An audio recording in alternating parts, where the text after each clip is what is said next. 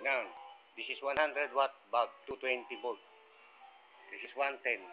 Sinaksak sa 110. Yon ang liwanag niya. Sinaksak sa 110. Inalis.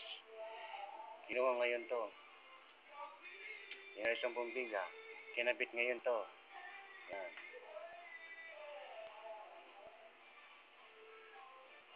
Pagkakabit niyan, kinabit yung bombilya.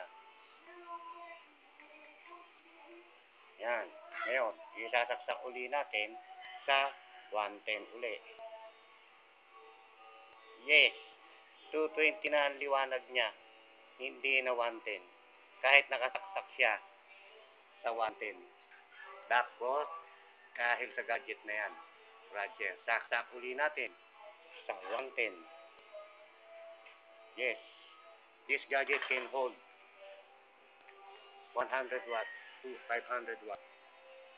Okay. Oo nga pala. What is the weight? Yan. Yan ang bigat niya.